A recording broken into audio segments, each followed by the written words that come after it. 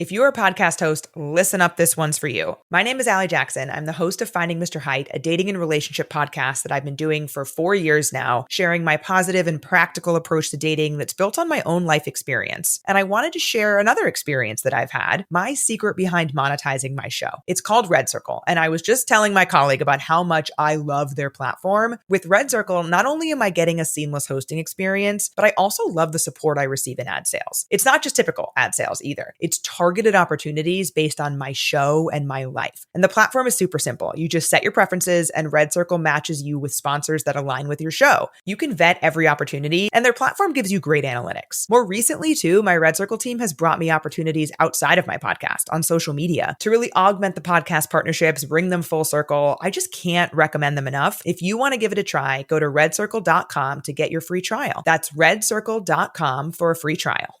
This is Jordan Grace, and you're listening to the Social Suplex Podcast Network. BWB, this is One Nation Radio. You better get it right. Rich Latta, James Boyd came to give them life. The Blackest Wrestling Podcast has come to kick all ass and drop it 6 feet if they kicking trash. Word, let me welcome y'all to something different. And if you dig it, man, you should let some friends listen. We be getting it in, this on the regular, dude. Ravish and flow, but this shit rule. See, James don't rap, so I had to break it down. The whole network, man, we coming for the crown. Raps in the columns, I keep them both covered. Making the beats too, so the listeners can bump it. Hit us with the rating, yeah, I'm saying it's a 5. Before you hit it, talk, bob your head side to side. It's One Nation Radio, and this is the beginning. It's Rich, and I'm here with James. It's time to listen to One Nation. We got to unleash the power of the pyramid. This is Mike Sempervive from WrestlingObserver.com. Check me out on Wrestling Observer Live every day. And also check out your boys, Rich and James, on One Nation Radio. This is Kenny Omega. We're listening to One Nation Radio. Check it out, guys. These guys know what's up. Big Kenny Omega fans, and that's all that counts to me. Goodbye and good night. Bang. Hey, folks. Welcome to this week's edition of One Nation Radio. I'm James. Here we have Rich Lotto. What's going on, man? Not much, man. Fresh off last night's AEW Dynamite, all-time great Dynamite, I might add. We're here, back from One Nation Radio. The two-man unit is back to run this here too. No, I'm playing. How are you, James? How are you doing? I was better before you start making these two-man what do you call them? Accusations. That's never happened. That. Yeah, we are not getting down like who was it that recently got themselves in the situation? Rich, I already forgot that quick, but I ain't making a joke about Vince and Laurinaitis. Nah, absolutely not. Hey man, we ain't no motherfucking freaks. We some family men getting this paper. Yeah, well, but who was it again? They ended up getting themselves in that situation, or we find out it was in the situation. Who was it?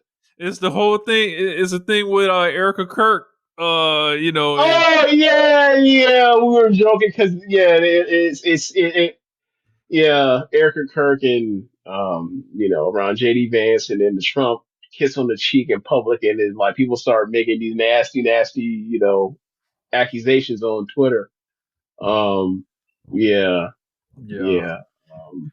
good whatsoever. So we got a lot to talk about tonight. We're going to get to blood and guts after everything else, but I'm sure you guys will enjoy the journey until we get there. I guess we should begin. I'll do the rundown real quick just in case. So we are live on YouTube as well as Twitch. If you guys happen to be catching a podcast version of this, feel free to join the YouTube chat. Throw your super chats down. Trying to hit the goals. We got them at the bottom of the screen. You can watch on Twitch as well. But we're going to be talking about Nico Harrison getting his box. I re-listened to our audio from the trade when it went down. Incredible foresight and analysis. I would say it's clipped up. Y'all should go check that out just to hear how right we really be sometimes. Okada and Tanahashi is the match for Hiroshi Tanahashi at Wrestle Kingdom, the retirement match. Westside Gunn kicked out of WWE. I got to explain it because I've heard so many people, unfortunately, that are kind of dropping in and parachuting in on this thing, and they don't know the actual things that are going. They're not like wrestling fans. So I saw like Wayno, who talked about it pretty much as good as he could without having that other element to it, that we're going to get into. Okay. And then we got Blood and Guts. And if we got time, we'll talk about the PWI women's top 10 at least. We're not talking about the 250, but absolutely. Mercedes was number one, first time ever. When it was the PWI, was it 150 for women? We weren't even talking about the 150. Right. Yeah. So lock in. Like we ain't finna pretend. Yeah. Oh, you Hispanic? Great. We won't cover that either. Lock in. Make sure y'all sharing the links and all that. Hitting the like button on this thing. I'm gonna hit the like button myself. Add one more on there. Juke the stats. They don't know the difference. But Nico Harrison. Oh yeah, we're gonna get there. We're gonna get there, Curry Goat. Don't worry. So Nico Harrison. Let's we gotta do it, man. We gotta talk about Big Nico here. And Nico Harrison, now the former general manager of the Dallas Mavericks, promptly given his box earlier this week by Patrick Dumont, the Dumont family. And I did a little bit of audio. I did a video on it, put on my other channel. And look, this guy was going to get fired. I said that as much as, 9 months ago when this whole thing was going down. Yeah. I maintained that, the teams should have the flexibility to make the trades, in these situations as well. But man, James, I got to say, man, it don't pass the smell test. A lot of this for me, the way some of this stuff is going down. And Nico Harrison has been just made the face of all this stuff. Like, he's this mad scientist. He's this one man with all this power. And I'm here to tell you, I don't believe it. Okay. Continue. I'm willing to listen. Yeah, like, Nico Harrison has been splashed as the leader and the general of all this, and no one has talked about Mavs ownership's role in this. The ownership is not letting that man go out the door without their say-so on that, without their sign-off, without their green light, without it being their idea to do. And if these people don't know basketball, perhaps they should. Like, the whole thing with it is I haven't seen Patrick Dumont getting raked over the coals over this. Like, he completely omitted his own role when he, put that open letter out. It was them that didn't want to pay Luka Doncic. Nico Harrison don't control the payroll. So once they decide they don't want that Supermax contract, and also that Luka Doncic is the most powerful person in the building, even above team ownership, they wanted to get rid of him.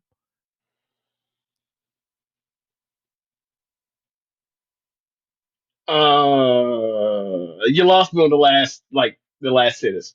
Where do you come to that conclusion that Luka, they didn't want, or they were afraid of the power of Luka Doncic? Like, where do you come to that from ownership's perspective? Not Nico, but from ownership's perspective. Because they systematically got rid of everyone around the building that were Luka people, that were Luka guys. They knew they would be on the hook in that city with Luka Doncic, and they didn't want to commit to him for whatever reason it may be, whether it's basketball reasons, as they kind of, dressed up, or if it's something below board. And you came to the conclusion that was ownership and not Nico? Yes. Because, like, how is Nico Harrison going to make a move like this? No. I'm talking about the branching parts of it. Like so they basically said we don't want to sign him, so we have to trade him. You figure it out, Nico. You're the GM. Okay, here's what we're gonna do. This is my basketball philosophy on it. I think defense wins the championships. We can get Anthony Davis. We can do that. I'll wear it in public. But this thing came from ownership. There's no fucking way. Okay, so the reason why I'm skeptical on this part about, like, okay, I am. if they tell you you have to trade Luka Doncic for AD, it is not your idea. You just don't do it and make them fire you, and then you leak out why. Well, the leak, Right? I'm sure the leak is coming. He made him fire him at this point. Rich. Because the other thinking before was you quit before. I'm like, why would you quit and not get your money? He's going to get his money. I just explained to you why. Right. Because if you're the person that is the GM that trades away Luka Doncic in that package, you are thereby saying I will never get another top executive job in the NBA ever again because no ownership will ever hire me because it's such a dumb trade. And then the trade turned out worse than we ever could have imagined back then. And I was saying this back then 9 months ago. So the idea is, okay, you say, no, I'm not doing this. You're not putting this on my resume. Similar to Bob Myers when he was like, I'm not signed up for this Warriors thing right now with what's going on. I'm getting out of here. I'm taking an office. I'm taking a TV job. And you can live another day at another place, and you say, "Hey, my reputation doesn't have this on it," and you also leak it out. And you're like, "Why did you quit?" That didn't happen.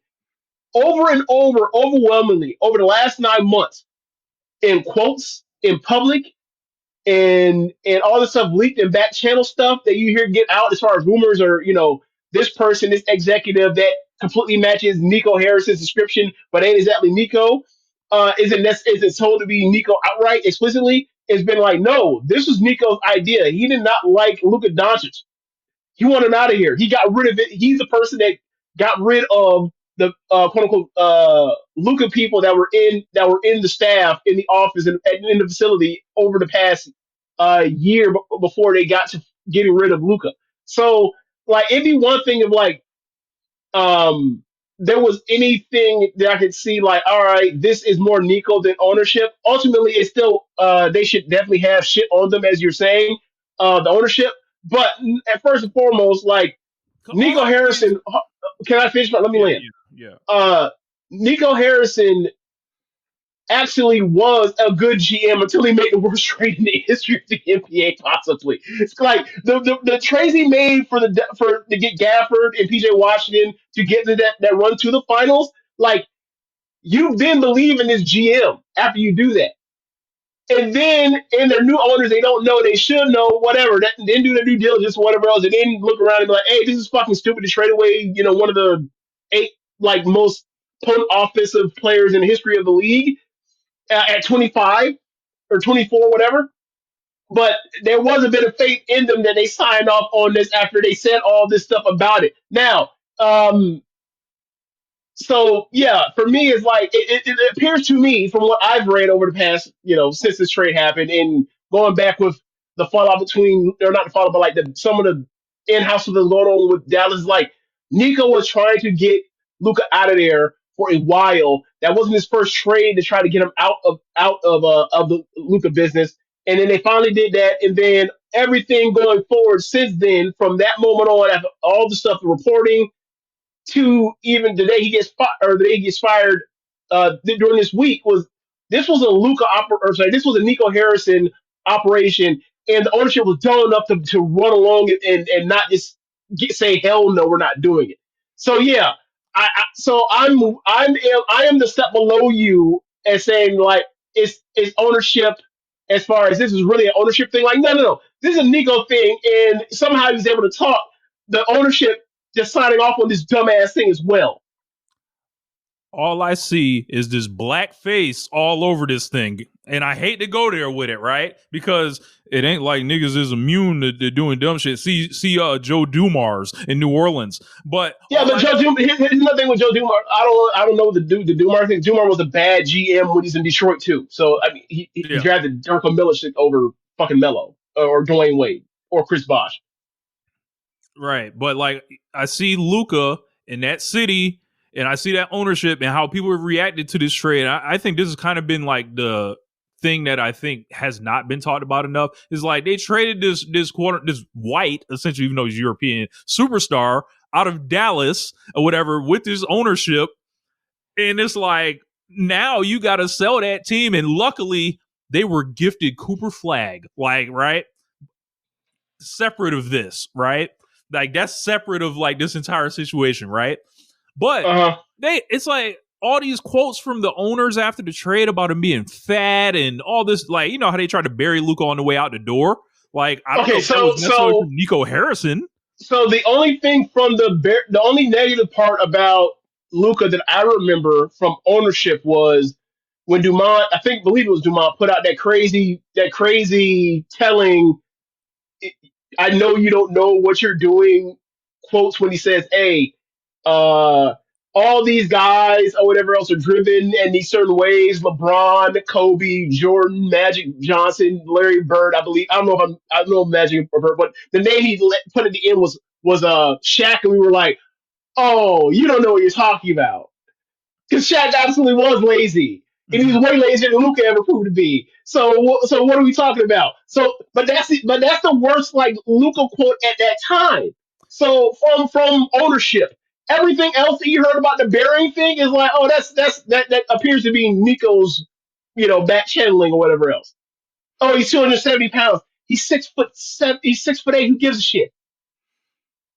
I look forward to hearing from Nico Harrison now that he's not on the clock no more at that organization, and I wonder who it's going to be. Who's going to stick their neck out to get the big Nico Harrison feature? Does he like try to like call and go on the shop with LeBron? Does he try to go on Mind the Game with this? Actually, he can't do that because absolutely not. No. So the thing for me is, if this was this is the ownership driven thing, Nico would have been gotten it out. Like how many just be honest. Think of how the networking shit goes. You mean to tell me there ain't a Vince Goodwill or Chris Haynes ain't tapped, or Mark Spears ain't tapped in to get a hold of him to be like, hey bro, tell me what really fucking going on so I can help protect you. Come on now. Somebody gotta call him. No, forget that. It would have already been out by now that this wasn't his idea. And another part about this is like, even Jason Kidd was on board with this apparently. And right. keep in mind, Jason Kidd was always like, he pushed it more as like, no, this more this more Luke out there. Look, no. He might be the new GM, James. That's right. Well, before I get to that point, is like, it's always been a situation where like we knew that Kidd was also in lockstep with the decision to trade Luka, but whenever asked about it publicly, he was always like, he never took accountability for it and put it more on Nico in public. And Jason Kidd has always been a bordering on brilliant level like PR person in the NBA in his history over the last 30 years. A Jeter-like individual. Well, Jeter never caught a case, but well, yes. But my point is, he makes people feel good. Kidd caught a case, and I'm sure there's somebody in here listening that's not our age that don't even know what we're talking about. Yeah. That's how good Kidd has been with this over the last 30 years. That shit was erased. Right. So for me, I hated the trade when it happened. I believe I listened back to it in a while back, and you were like, we shouldn't be caught up in the algorithms, and we shouldn't be on these guys to not make the deals they want to make. Let them go out there and do whatever dumb shit that fans do. I'm like, and my point to you was like, this sounds real good coming from a person that cheers and roots for the franchise that benefits off this dumb shit more than any other franchise. And I was like, I see what you're doing. I see what you're saying, Rich. This is nasty. So you left one part out though. Go ahead. I said this league was built on fleecing motherfuckers, and then I've named every fucking GM over the history of the league that's done this. Yes. I was aware. I remember that, but at the end of it, I was like, I know ultimately why you're saying this. I know the reason why you're saying this, right? Like, if you were like, it's basically like, look, man, if you're a Celtics fan and you can get, because of the connection, you can get KG at the end of his prime for a ham sandwich, right? if you are a Lakers fan, you can get Paul Gasol for his fat younger brother at the time that was hadn't reached his potential, not even close to it yet, Ain't right? played a game If in you the are, league yet. yeah, right. If you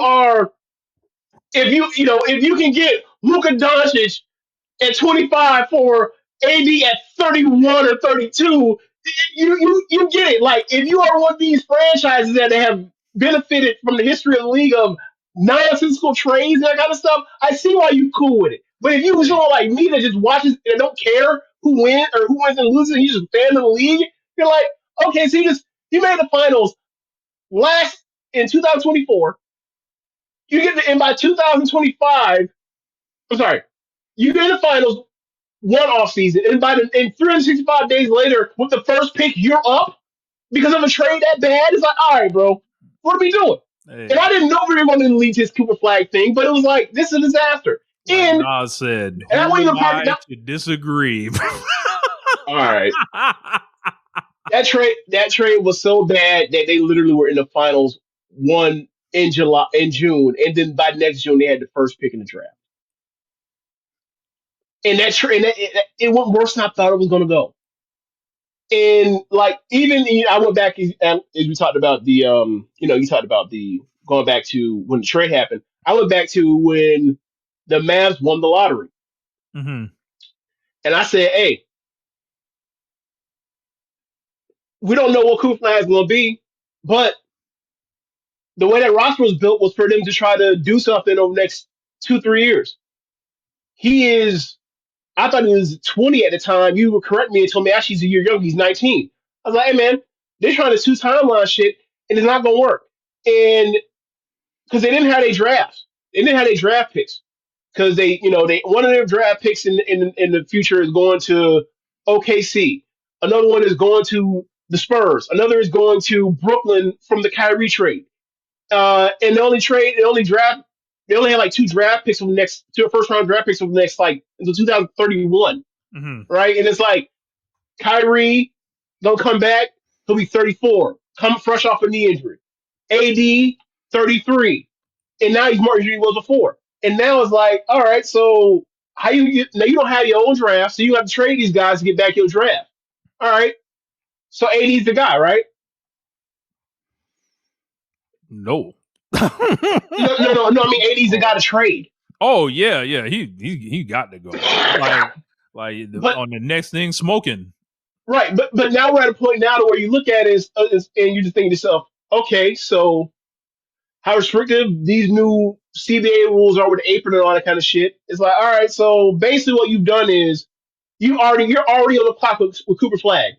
You're already on the clock with him. You won't be good. You won't be good or have a shot, most likely, until he's in year 6. You're screwed. You're screwed. You can't do any because you're in the Western Conference. You can't do any real winning. You can't get out the play-in in this in the next conference. They're done. And by the time he go through this, by the time he gets to unrestricted free agency in year 7, he will be like, I'm out of here. You ruined the first 7 years of my career. I haven't played a single relevant basketball game in 7 years. Love it. They may have, and I said this at the time, they may have ruined basketball in North Texas. Oh yeah. And now it's even worse looking at it. Like, just looking at the futures on, like, oh, it's even worse. It has gone worse over the last 9 months than I could have imagined it had gone. And I thought they were still going to ruin it then. Like, even if they wanted to have kept Nico Harrison to be the booing shield for them, right, for ownership, it got so bad to where it's like it's affecting the home games. Yep. So yeah, there might be some reprieve of it might not be as bad going forward with the crowd being so negative and but there'll still be Luka jerseys and Laker Luka jerseys in the arena. But even if they're booing less, they're going to be watching a dirt worse like Western Conference product for the next half decade. And that's even if Cooper Flag turns to an all-star. It's gonna be bad. They're gonna have to get on their scouting. Like they're gonna have to try to see who's out there that's scraping around the league, and be light years ahead. Like the Miami Heat find niggas all the time off the scrap heap. Get to work. They're the only chance they got. The only chance they got. Right. I mean, I don't know how he will leave, but do you say, hey, Sam Press, do you want $100 million? Nah. Who else? I know, Von. Put it like the only way you can get out of this is Sam Presti comes in and does the drafts for you for the next half decade. That's the only way you can get out of this. You're screwed. I mean, eventually Mark Walters gonna call him. So, let's slow it down there, James. Sure. He's trying to interrupt fate right now. All right. Oh man, but it's messed up, man. It's messed up, and like Nico, it was so dumb, and then when the excuse machine came on, and then like the backdoor, rumor mill came out about Luka, it was like this is dumb, and then Luka showed up this over off season and then lost weight, which we all thought was going to be like this, going to be like when the Lakers traded Shaq, or like, this man finna show up in this off season and he finna embarrass you niggas. And that's exactly what happened. This came in here like they did like the one thing to him where it was like you don't do to an athlete, especially a competitor like Luka is. It was like you gave him a reason to want to stick it to you, like in a really good reason for trading him. Look, you took his money, and he's going to be able to get it back. Like I saw something the other day where it was like with the Lakers, like how something set up, like he's going to get everything he quote unquote missed or whatever. But still, he was lucky enough to be at the age to where like he was always gonna be a mascot even after this. That's why I was so dumb to trade him, because of that whole the price tag thing and the sticker shock of people that don't know that these are percentages and not like actual like round numbers. Is like he's 31. Unless something crazy happens, he's still gonna be a max player by the time he gets out of this 5-year deal anyway, because that's gonna be 4-year deal. And we knew this, but we know this. But like they're trying to play this dumb con game on people that don't know. So like they took his money, they called him fat, they made him move, and then they was basically like, we gonna win without you. And the way you play basketball is an affront to our sensibilities. And then the ownership switched on him, like, Mark Cuban would have never did this. Like, right. And then now it's just like Dallas is, bro. If you're an NBA player, is there any part of you that ever wants to be on the fucking Dallas Mavs right now? Rich, they had trouble getting free agents when before this happened. Historically, remember? Yeah. Even with the no tax in Texas or no state tax in Texas, they struggled to get the land big money for agents. Yeah. So like you did all this to Luka Doncic, and then he went over there and played in Eurobasket, went fucking nuts, and then shows up 40-point triple-double average damn near to start this season, and it's just like and he looks light years better than he did last year as a Laker. And that was still all. And when he played, and after the trade, like the Lakers were like 26-10. Yeah. Right. So like, I was saying to you, during the off season or even at the beginning of the season, like, hey man, don't you think it's strange? I think in the preview we're like, I think it's strange that the Lakers are like, they're like projected to be like this, like play in, fighting for their lives, fodder. I'm like, bro, they won. They were the 3 seed. I know they were in like a multiple team tie, but it's like but like forget that part. It's like that happened with like Luka hampered, LeBron hampered as well, and then also had to integrate these guys, and also the roster made more sense this year than last year on paper. Just on the upgrade of Aiden, even Aiden's gonna be super inconsistent throughout the year, ups and downs. Even his lows are gonna be better than Jackson Hayes' lows. He's a better player than Jackson Hayes. So it's like I never understood why people thought this team was gonna be like struggling for the play-in. Mm-hmm. And it's like, and right now I think they're 3 or 4 seed right now. It's obviously very very early, but like their second best player hasn't even played yet. And their best player has been in and out of the lineup, and their third best player has been in and out of the lineup already. So what do you think is gonna happen when these 3 thick offensive all-stars are gonna be playing together? Like they're going to be a good team all year. Can they win the title? No, but that's not the point. They're a team that's way more entertaining to watch now going forward because they have Luka fucking Doncic on their team. Thank you, Nico Harrison. Thank you, Nico Harrison. Let us know if you would like office in the building, or if you need some type of commemoration or special thank Nico Harrison night. Something like that they could do before the game. We can invite Nico. We can invite his family. Well, they under stress. He'll be safe in LA. I don't know about Texas, but he'll be safe.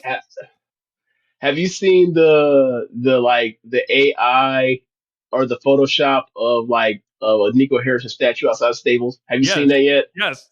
I saw it. I was like, look, I ain't going that far. We ain't gonna get Nico the statue. Look, we can have Nico Harrison night.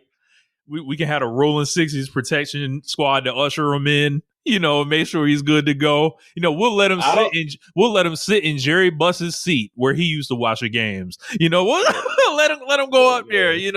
Let him watch practice. Man. But then Luka's probably going to order him to be escorted out the building. So it'll be a quick visit.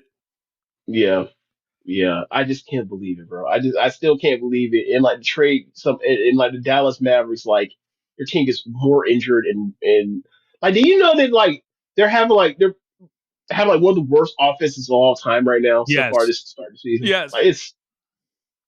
I mean, get me wrong. They have a 3-4 big wing playing point guard. It's not like LeBron James right now. So there's that. It's all for them. Luke, Cooper Flag. We expect you to be one of the better finishers in the NBA. Yeah, play point guard for us.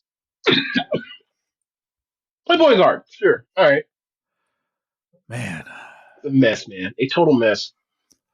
So let's move on. Off of that, I gotta ask you. Yeah. If you were a Mavs fan, will you divorce a team? Absolutely. Unless you found yourself where I'm gonna ride with Cooper Flag. If you already fall in love with Cooper Flag, I say you ride it out, right? But if you like looking at the tea leaves and looking around and then seeing this ownership group, you gotta feel like this ownership group doesn't know what the fuck they're doing. Bill Simmons used to talk about what the new owners used to do when they get in the league. They want to make some big splashy move. Well, this was their splashy move right here, trading Luka Doncic. And unfortunately, there's a bunch of shit piled up on top of this now because they're going to have to eventually trade Kyrie Irving, who has no trade value, and then they're going to have to trade Anthony Davis for a plate of shit, because of his contract situation. Right. So my question is, because I thought your answer would be that, what would have been your divorce point? When would you have served in papers in this timeline? I think the second Anthony Davis got hurt during the first game he played, I'd have been like, you know what? I'd have been like, you know what? Absolutely the fuck not. Yeah, I mean, you'd have been like, you could have been halfway convinced that first 5 minutes of that game, and then all of a sudden because he's going nuts. He went nuts in the first quarter, and I don't think he's hurt immediately. And so, you see, even then, I'm still it's funny. Even then, you're he gonna get fired when you say that when that trade happened. And I'm always every single time, and every single part of this more negative to you because the second that trade happened, I'm like, I'm done with this franchise. The second February 1st, 2025, when that trade happened, is the moment I would have been done with the Dallas Mavericks franchise if I was that was my team. Done. We got Mavs fan 84 who I've seen on the YouTube before. He said, I am convinced that ownership is trying to tank the team. Do you believe in the Mavs fan 84? Do you believe in this in the same way that the Vegas thing, that was floating around at the end of the year last year, or is it something more, or something else? You just think they're just flat out they're just bad, bad people, I guess. They just spend all that money just to fuck up everybody in North Texas. Oh my God! If we can't get the gambling off in Texas, then we gonna get it where we know we can get it. And what better way to cause a green light for a city than to make everyone hate you?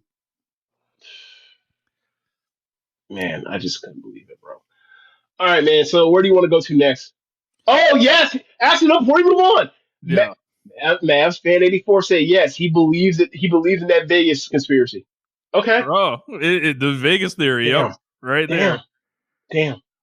Like that, I feel like that's tied into this, man. Like it's a lot. Like, and when you look up Miriam Adelson or whatever her name is, like there's a lot there. And that picture, she has nuts. You know what picture I'm talking about, right? Yes, the picture with that picture's nuts. Do I need to display the picture on the side, James?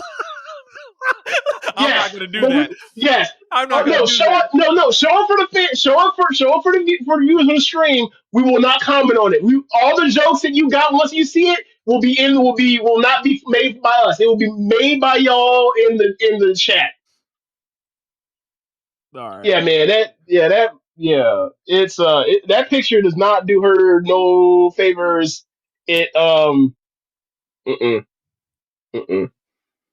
Damn, hold on. And she's like the Kareem. She's like the Kareem Biggs of it too. I'm gonna make us extra small too on the side. Look, y'all ain't gonna say. Here we go. Yeah. All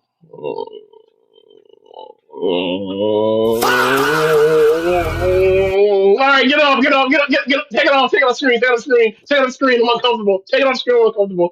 Take it off the screen. I'm uncomfortable. Take it off the screen. All right, we move forward. Move forward. Like there's a lot there. There's a lot. That's a lot of Tam Road there. That's a lot of Tam Road. There's a lot of money. On. A lot of money. God damn it. God damn it. So let's talk about let's go to Westside Gunn. Let's do that. Okay. Next. Okay. So Westside Gunn. Okay. So the whole thing with Westside Gunn was he was attending Monday Night Raw. And he was thrown from the building at 8:03. Like he got there. I guess this was actually maybe in his city or whatever. Westside Gunn actually pulled up to Blood and Guts too. Okay. Right, I saw that. I did see that. He was sitting there just chilling. They caught him on camera. He's almost always on camera whenever he's there. Right. So any show. So he showed up. He got thrown out of WWE, essentially. He wrote a long post that says, for years, I mean, nobody with 2 feet to spend the amount of money I have supporting and pushing a brand I've loved since I could remember. I sat front row at every big show, literally. All the good times it brought to my life, the point where I started making music. I incorporated it in everything like Wu-Tang did karate. I made people who hated the product watch it again. I made it look cool.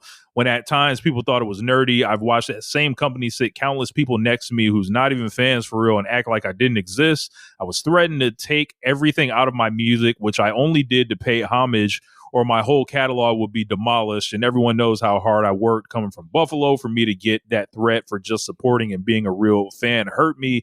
But I stayed quiet and still like a crazy man sat front row because I love the culture. I even went viral for spending $50K on suites at WrestleMania.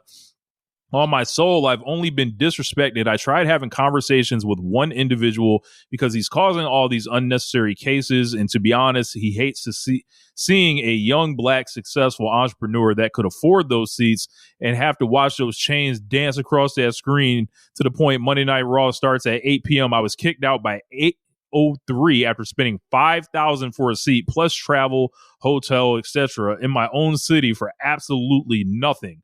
No lie, the kid in me, my heart broke that day. I put up that billboard, that the $1 Million Man billboard, which he loves, and I wanted to push him in the culture because he deserves it. He does not deserve it. And to show Virgil love for the culture, I get a letter saying, so I know you said, so I said, you know what, I'm going to show love to only the people that show love to me from now on. You don't have to worry about me pushing that product over there ever again. It's sad because I still love them, but I have my own company, Fourth Rope, and yeah, we're the underdogs. We love this shit. It's not about money. We're going to keep pushing the culture, and I'm honored to have Josh Bishop on my cover because he deserves it for believing in me. It's my first official wrestler. So there's a lot to take in there. With Westside Gunn, I happened to meet Westside Gunn once earlier this year at an AEW show, actually, like backstage. Talked to him real quick, just like, hey, hi and bye kind of thing. Cool guy. I think everyone that has kind of talked about this whole thing is missing one crucial element of this now. Now, Westside Gunn's been a known wrestling fan. I've seen him. I feel like I've seen him at TNA. Like, he's been at AEW. He's been at WWE shows. Spent a lot of bread, like he said. I do think that he does not realize that WWE in particular does not care about how much money that you spend or whatever putting on for them that you've done. Like, they're about business at the end of the day. And then, like, they don't know how to quantify your business, even though, you know, whatever Westside Gunn does, you know, with wrestling and rap, there are like there are people that, you know, may, like he said, like, get turned on to it, different stuff like that. I don't know how exactly you quantify that. And I feel like that's something that the companies would want to see before they're just like, you know, elevating you to, you know, elevating your status or whatever, right? Mm-hmm. And the thing that everyone else is missing, I saw Wayno do a great video kind of talking about it, but I could tell Wayno's not really a wrestling fan, so he doesn't really know the temperature of what's going on out here. I talked to him when I was like, hey, is this as simple as like he was in the ring at All In performing and he has like one of the hottest songs in wrestling? It's like on AEW every week. They were like, absolutely. Like, like, and that's what it is. It's like, not only like it's one thing if he, you know, we know he did the thing with Daniel Garcia where he walked him out. I was going to get to that. On Dynamite. Yeah. Much smaller profile. I think it may have even been pre-TKO ownership then. But now, the way that things are going here, this happened this summer. He's in the ring. Like, there's no like the way wrestling works is like you've chosen a side without really knowing you've chosen a side. Like, this guy just wants to be a fan, it looks like, and show up or whatever, right? But if you've got a hot song, you know, on the other side, on the other channel, if you at basically their version of WrestleMania doing it, they're probably gonna kick you out of there just for the fun. This is how petty they are. Like, these are the people that you're dealing with, and I hope that he realized that, even though he says he still loves WWE and all this stuff, and this is the thing, a lot of people still do love WWE, especially black folks. They just love WWE because this is what it was. This is in his heart, like he said. He has no idea about like the $1 Million Man, like scamming people and shit like that. Like, so like there's a lot of different kind of things to this, but the main thing, you are helping AEW be lit right now. Yep. So,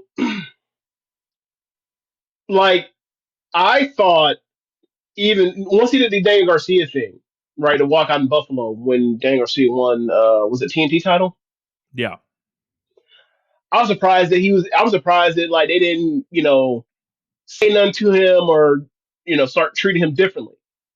And then this happens and it's like, I understand it's painful, but you actually survived longer than I thought you would, as far as like them not, you not like getting, you know, made an example of, if you will. There were people when AEW started, people like, oh my God, I can't believe I'm blanking on his name. Kevin wrote Clerks, wrote Dogma, Jay and Silent Bob. I can't remember. The dude that's Silent Bob is a writer and a director, multiple movies, and like he's been on WWE television before. Huge wrestling fan from New Jersey, obviously. I can remember everything but his fucking name right now. His first name's Kevin. Mm-hmm. But when he showed up on AEW, the whole situation, he was working. He would show up at AEW shows, up at WWE shows for years. Finito. Kevin Smith. Kevin Smith. Yes. Yes. Once that shit happened, Kevin Smith, they got rid of the whole situation. Kevin Smith talked about it. So this has been going on for 6 years when it comes to this celebrity tug of war, battle for influence, attention, economy stuff. with influencers, celebrities, what have you. So, if you just want to be a fan of pro wrestling, WWE doesn't want you to be a fan of pro wrestling. It wants you to be a fan of sports entertainment. That's what all that shit was about. It still is to this day, apparently. So it's unfortunate. It sucks that a super fan, as you mentioned, spends all that money. And quite frankly, as you mentioned, WWE don't give a damn how much money you spend. In fact, they they see you as a mark. They respect you. And I don't mean that as like him in particular. I mean like all the super fans. Everything great. More people we can milk. We can drain their pocketbook. Yeah. That's how it's always worked. Like the green shirt nigga, the Brock Lesnar dude, right? Same Frank thing. Clown. Like it's the same. It's all the same thing. Like they. I mean, the relationships you have with the actual talent or whatever else that you meet because you've been around them so long, whatever, so you get to see them at, Access or whatever else. That's one thing. The actual people behind the curtain, at Gorilla, people? I people wonder on who the side, they don't give a right. I wonder The who that gentleman don't give a business fuck person about you. was. I wonder who that business person was that he talked about that was basically like, somebody that doesn't like seeing a young black guy like, show up on camera every week. That doesn't really narrow it down, unfortunately. It don't. We don't know if that. We don't know if that's the Road Dogg. We don't know if that's we don't know if that's Triple H. We don't know if that's Pritchard. We don't know if that's we don't know if that's Pays. We don't know who that can be with a history of bigotry and discrimination and history in their business, because there's so many of them. Yeah. So many of them. Yeah. It's a lot, man. And it's like, it's very difficult because like if you're Westside Gunn, right? We may have had this conversation on the show or not in passing. You rap about selling cocaine, like they can't wrap their arms around you in the way that it's just like they're not. It's like, all right, like AEW is a little looser on that kind of thing because the whole thing is just like it's a lot less red tape to go through. TKO is different. That's where I'll leave it. Like it's just different. Like how many like motherfuckers you gotta like, you gotta check this off and make sure. And it's like, I get you. Yeah, it's a lot, man. Like, and I'm sure they appreciate.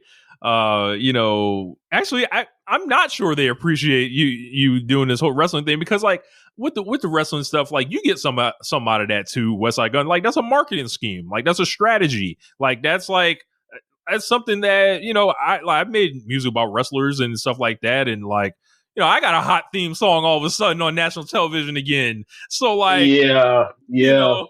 That shit rang out. Yes, that shit rang out last night too. I got to say, yeah. So like, it's like as an artist and stuff like that, you get something out of that too.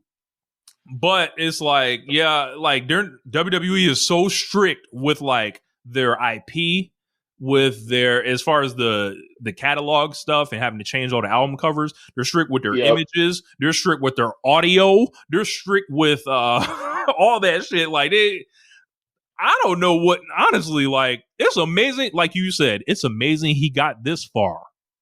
Yeah. Yeah. In many ways.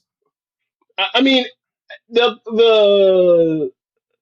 content of the music wasn't, that's neither here nor there. Cause like, it depends on how, successful it is. Like if it was charting, I don't if Pusha T or if Jeezy in their prime or T.I. in their prime was at the shows was super fan, I think they would let it slide in a certain way. But when it's the AEW part and they're being anti-competitive in the way they have the past 6 years, and it's like, oh, it was just a matter of time, and maybe you just slipped through the cracks, and then or eventually it was kind of like they say at some of these stores, it's like they caught you on camera stealing or whatever else. But they ain't gonna come tap you on your shoulder and take you to the back until you hit a certain total of stuff of certain price range. Like once you accumulated, like was it 500 or 1,000? That's when they come and get you. Yeah. It's like, yeah, like I think what happened was he finally reached that limit and then they parked him. All right, let's get him. Like, yeah. But you could always go to the other side. So yeah. All right, man. Let's move on, man. You said move on, right? You say move on. Hey, what? I would like to see Westside Gunn ringside at Tokyo Dome. Wouldn't you? I would not. I would welcome it. Right. Why not?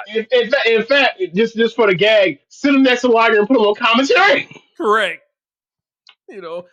Liger and Milano Collection AT. Yes. Yeah. Put him on. And while he's holding the big fucking evil thing, the Scyther or whatever the fuck, like I want him in Scythe. I want him in full Westside Gunn garb, chains, hats, the jacket, and all. Oh man. When Milano Collection AT was out there holding that Scythe, he was out there basically praying when Evil would come onto the ring. Yes. Remember that shit? Yes. So that was heartbreaking when Evil whooped that man ass. That was heartbreaking. It really was. So, but it's been announced. The New Japan Pro Wrestling was in Anjo. Yes. The Mecca of James Boy Professional Wrestling. Yes. So, a town you have been in, right? Yes, I actually made the pilgrimage. Yes, Tam Nakano had her first homecoming show there, and I actually took the trip. It's when I ran into her. Yes, when I ran into her. Yeah.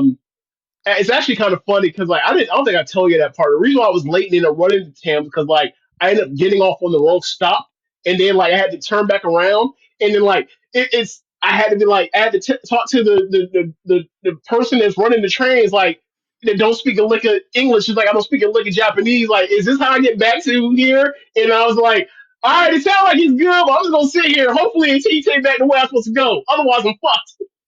But yeah, been there. He's in.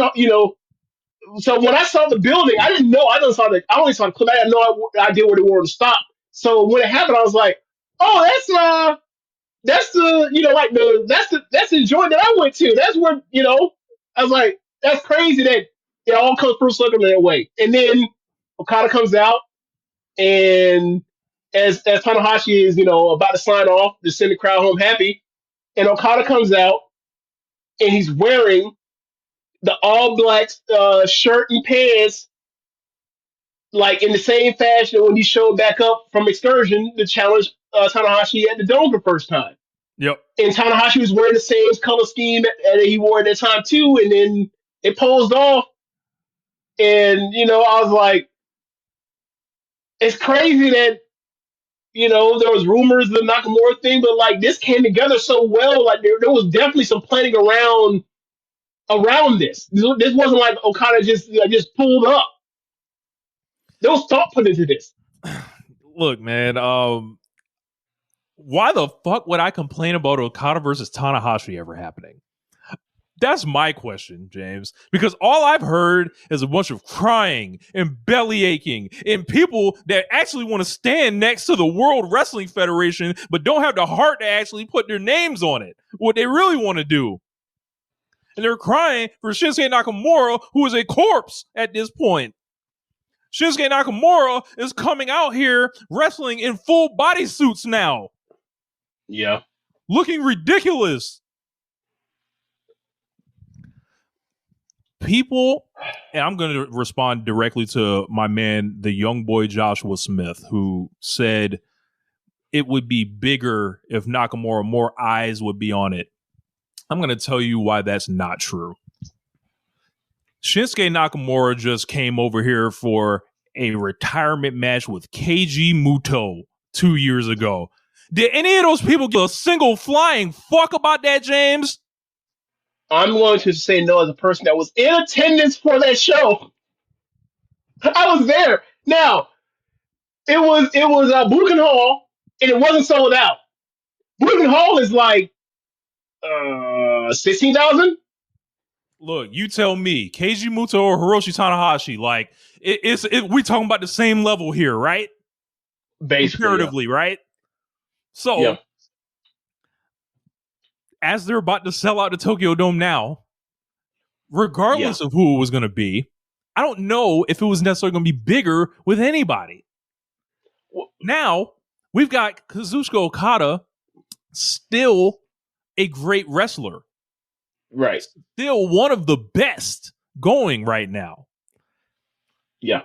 Bro, they're going to have a fucking phenomenal match, bro. The whining and crying and belly aching that I've seen about this in different forums from podcasts who shall be remain nameless here, people inside the business that I've had words with talking about this in the forums, who either may or may not be working with more information than me. I welcome them to show me, talking about how bad it was when Kazuchika Okada left New Japan Pro Wrestling. I'm sorry, I wasn't privy to any of that, right? I wasn't privy to how he exited. All I know is that they didn't have the money to pay Kazuchika Okada. That's the part that I heard about. I heard that they were giving the money to Matt Riddle, James. I heard they were giving the money to Nick Nemeth. I heard they were hiding Tetsuya Naito's money and making it disappear. Yeah.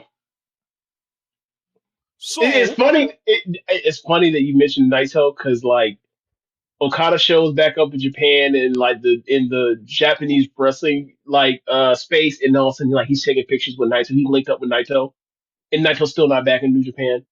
Like he took that picture on purpose. Like that was a shot. Do not be afraid to be disappointed in New Japan Pro Wrestling. And do not be afraid to be disappointed in Shinsuke Nakamura, who decided 10 years ago to leave y'all ass, just like Kazuchika Okada did. Who has not been back. Who has not tried to come back since then. He took his ass to Pro Wrestling Noah multiple times. If you wanted to see Nakamura so badly, right? So, if it was so important, right? Yeah. No.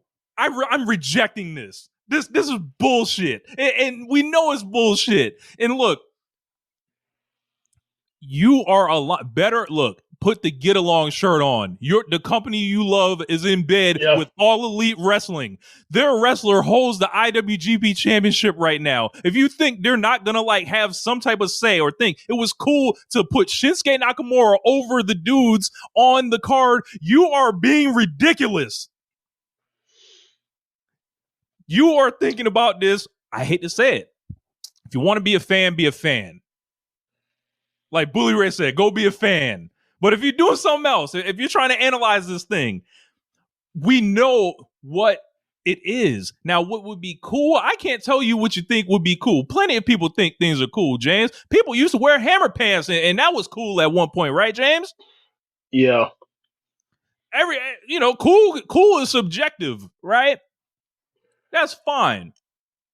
But bro, I'm sorry, there's no downside here. No, there's not a business downside.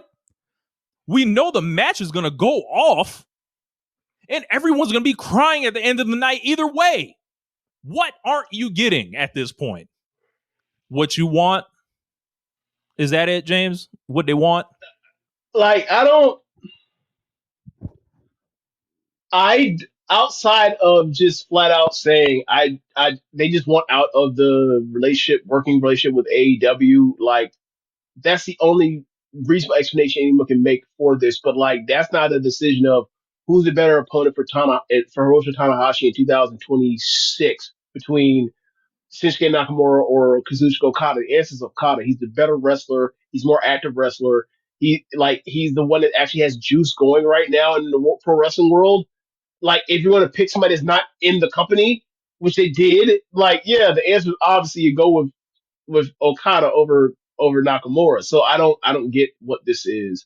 Like, outside of I'm sick of this AEW relationship, but it's like, okay, so who do you think you think that Nakamura was gonna lose to Tanahashi? That's what you thought? If Nakamura were to come over here representing WWE You thought he was going to lose to a New Japan Pro Wrestler. That was never happening either. So well, you're more I don't get it. likely you're more likely to get Okada losing, if anything. Yeah, that's true. Neither's happening. Neither would happen. But if you were to say like flip a coin, yeah, you're more likely to actually have that happen. Yeah, man. I just heard all this, and I've been, I kind of stayed away from it. I was like, I'm not going to talk about how I feel about the Nakamura thing until last week. I talked about it on the show, right? And I did I clipped it and stuff like that. And then the next day, Okada appeared, right?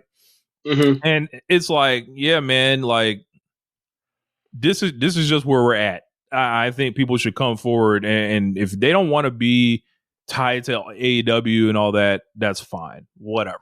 Like I don't, doesn't bother me one way or the other. But brother, I gotta say, man, it like is looking real dry over there in New Japan Pro Wrestling. Look, it's a wonder why they didn't elevate somebody to fight Tanahashi internally, right? Right. Yeah, there's that. There's also like I don't know what AEW has to do with like World Tag League being the shit show. I don't. Like everything that goes bad with it's funny when I see people complain about online about the relationship with AEW, and I'm like, okay, so like, what good is happening in New Japan Pro Wrestling? Oh, not much. So this is one of those things where like there's been times it's happened in AEW where like AEW's like not working optimally, and when things don't go well, you start complaining about every small thing about why, and start obsessing about every small thing is reason why this thing isn't working the way it should. And it's like, no, the main thing is New Japan Pro Wrestling isn't doing well on its own. And so now the relationship is a problem. If New Japan Pro Wrestling was moving like it was 2017 or 18 you wouldn't give or 19, you wouldn't care. I mean, let me phrase that. You'd be annoyed that AEW's top guys be beating New Japan's top guys, but then what happened is Dominion would happen, and you wouldn't give a fuck. Because it'd be this, this best show of the year, who cares? Look, I don't know what like we need to do. We need to hold their hands. Do we need to give them the link for Subconscious, the Shinsei Nakamura theme song on Spotify? We can get it installed on their phones. How U2 did that album one time where they ain't got no choice and they just had to listen to it to get it out of the system. But it's like, I got a question here. Do you guys have a problem with how Tony Khan conducted himself in this situation? If you don't, why is that? Well, okay, so hold on.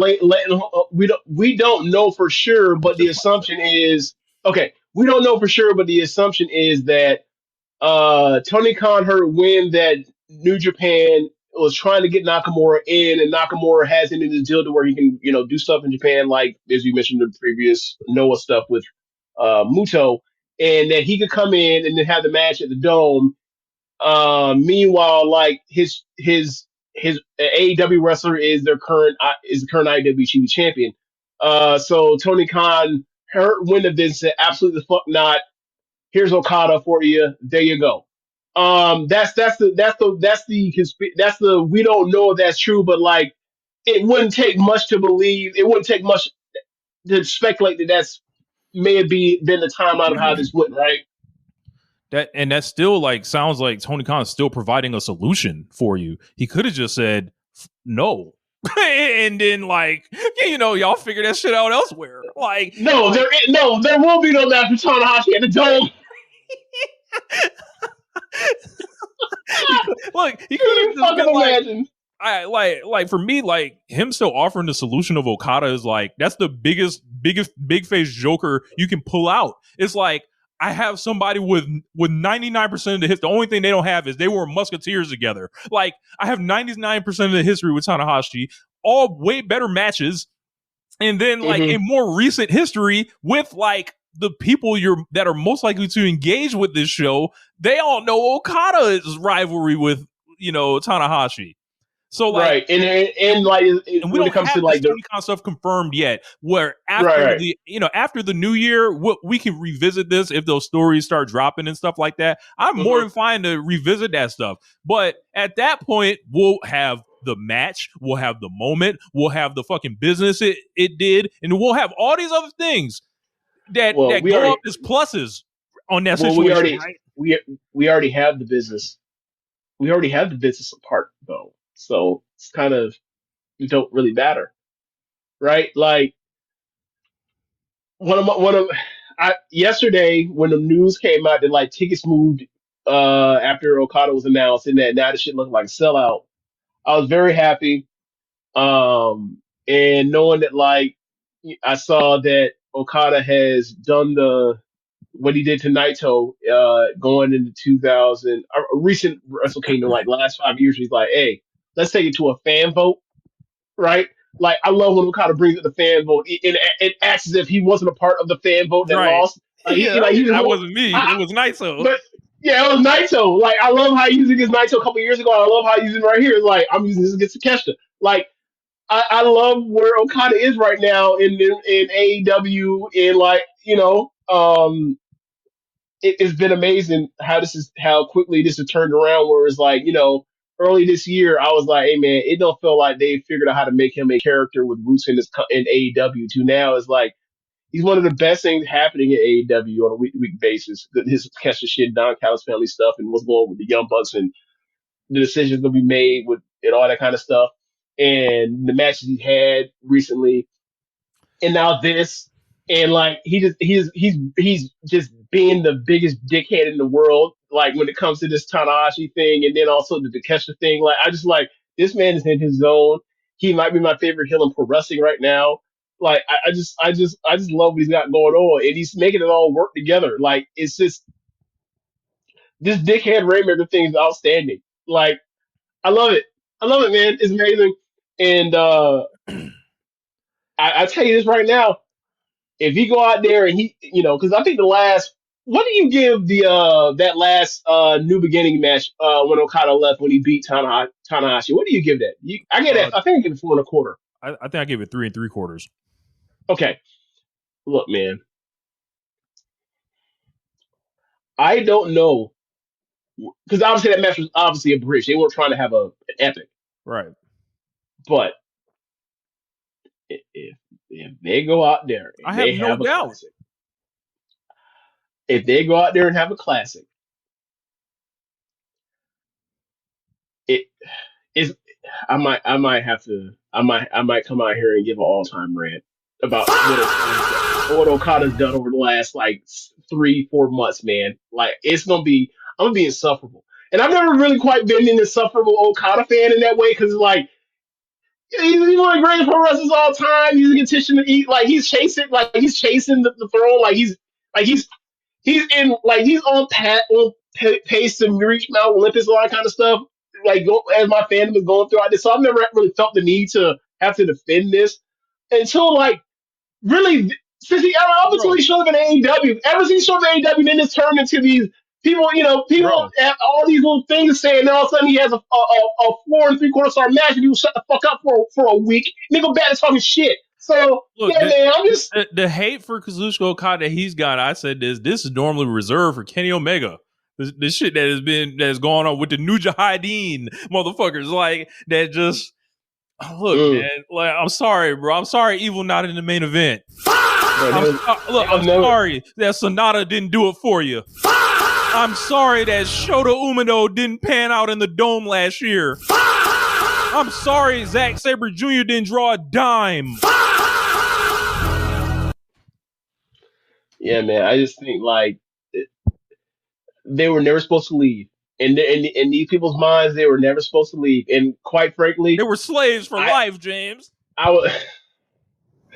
Look, man. I still feel like it's wrong every time I see Okada not in New Japan Pro Wrestling. I see him in AEW on a week to week or every other week, right? But even still, it's like, hey, y'all always could have paid him. He would have stayed.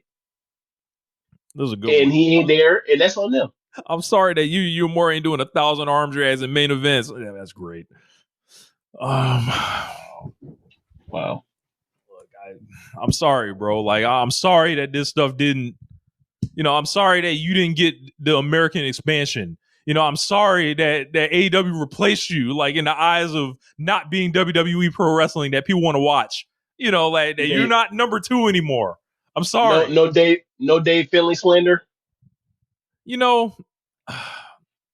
I got no Dave Finley. Dave Finley is just a pro wrestler that is out kicked what was thought for him. Like he is overachieved. Like for me, it's like, okay, it's genuinely expecting Austin Reeves to like lead us to the promised land, like as a number 1. That's like what David Finley is doing. It's like, yeah, bro. Back in the day, we had Kenny Omega.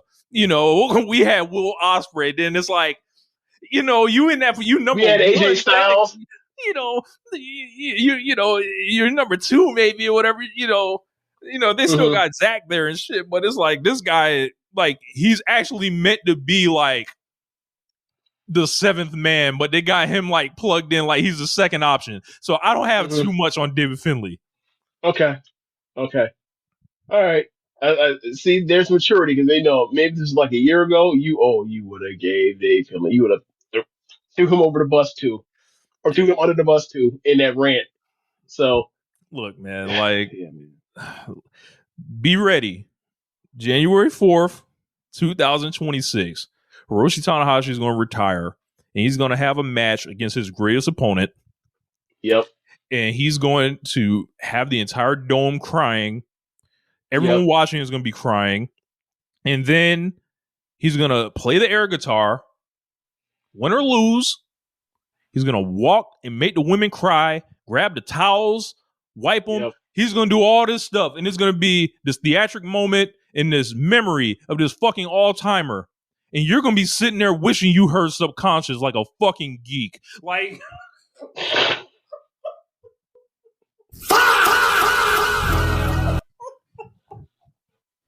Oh man. Like, did they just want to see the charisma off? Is that what it was? They just want to see 2 dudes that can't move. They can't really move no more. Like they want to see this nigga dance like a jug, Jazz. That's what I mean by charisma off. But yes. They wanted to see him do. They wanted to see Nakamura go out there and do Gator's last dance like in Jungle Fever.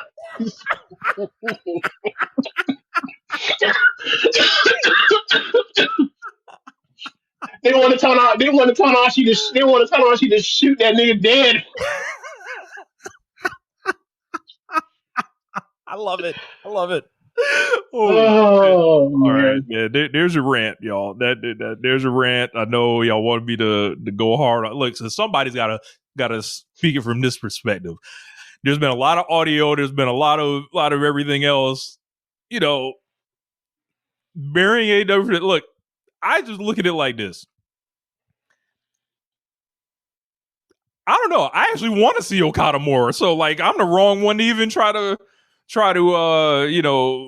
relate to that. Like if you give me the 2 matches on paper in the simulation, I'm like, I want Kazuchika Okada personally.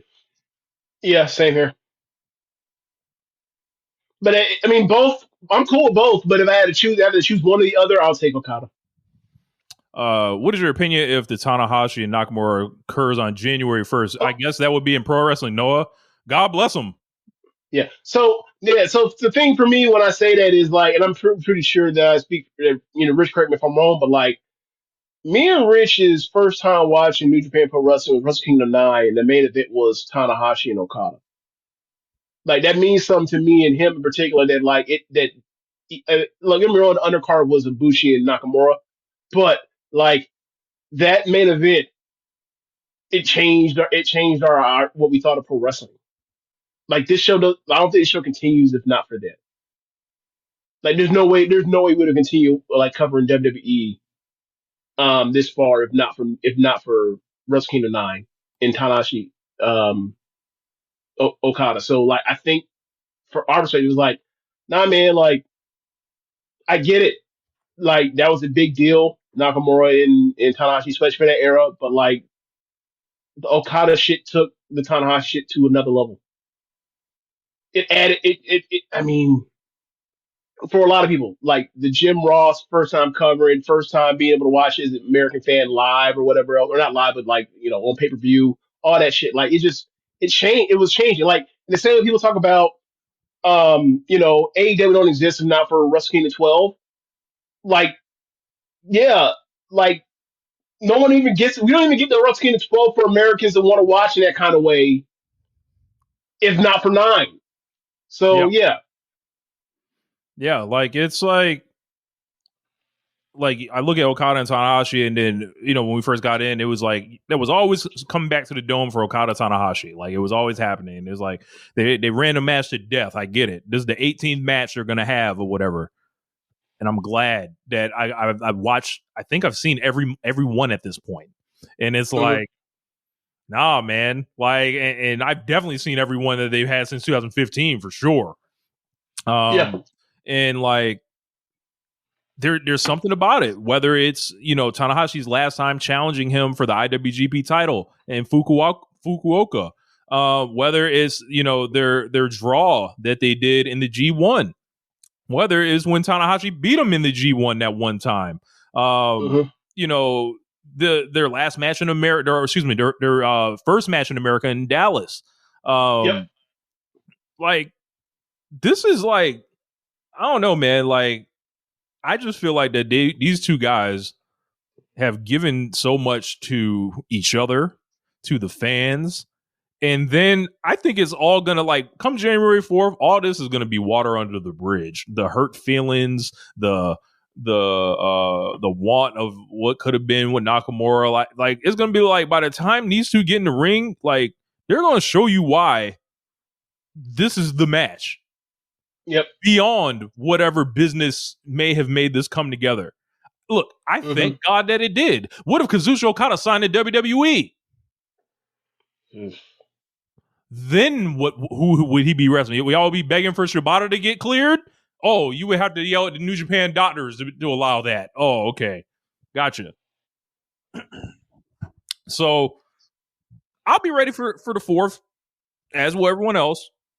Let's get it.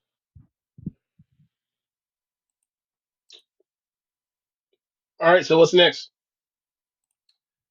What's next? Boy,